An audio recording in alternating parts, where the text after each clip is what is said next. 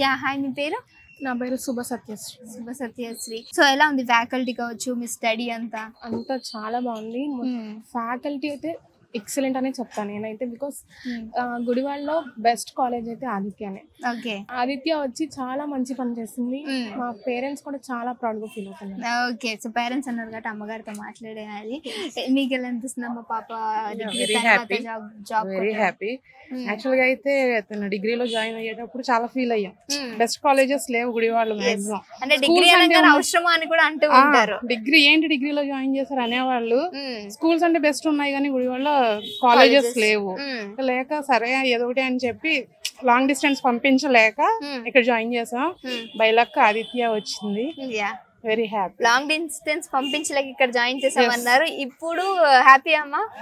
Actually తనైతే Surampalem college లో join అవ్వాలి ఆదిత్య అని చాలా ట్రై చేస్తుంది.